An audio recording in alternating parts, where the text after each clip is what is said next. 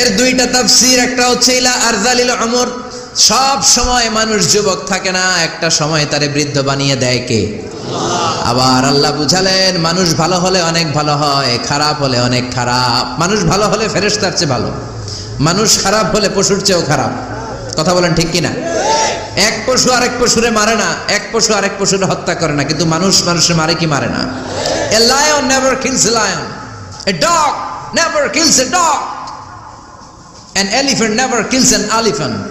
একটা হাতি একটা হাতিরে মারে না, কুকুর কুকুরে মারে না, কিন্তু মানুষ মানুষকে মারে কিনা? এজন্য আল্লাহ বললেন লাকাদ খালাকনাল ইনসানা ফি আহসানি তাকওয়িম সুম্মা রাদাদনাহু আসফালা সাফিলিন ইল্লাল্লাযীনা আমানু ওয়া আমিলুস সালিহাতি ফালাহুম আজরুন গায়রু মামনুন। দুই শ্রেণীর মানুষের এই বিপদ নাই, যারা ঈমান এনেছে, সৎ কর্ম করেছে। কার কথা? তবে ঈমানটা হতে হবে নির্ভেজাল। ওই ঈমানে শিরকের কোনো ছিটেফোঁটা থাকতে পারবে? তাহলে ওই ঈমান আপনারে মুক্তি দিবে। চিল্লায় বলেন ঠিক কিনা? ওয়া আমিলুস সালিহাত, নেক কাজ করে, সৎ কাজ করে, ফালাহুম আজরুন গায়রু মামনুন, তাদের জন্য এমন প্রতিদান আছে যেটা শেষ হবে না। আমাদের জন্য সবচেয়ে বড় প্রতিদান হচ্ছে জান্নাত। মুমিনের জন্য সবচেয়ে বড় পাওয়া হচ্ছে জান্নাত। চিৎকার করে বলতে হবে সবচেয়ে বড় প্রতিদান কি?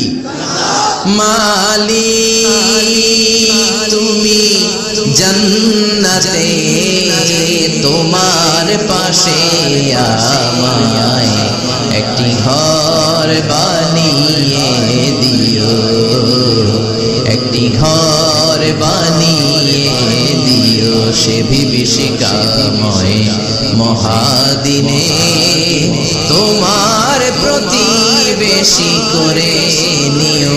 মালিক তুমি জান্নাতে, তোমার পাশে আমায় একটি ঘর বানিয়ে দিও। পড়েন আমিন, চিল্লায় পড়েন আমিন।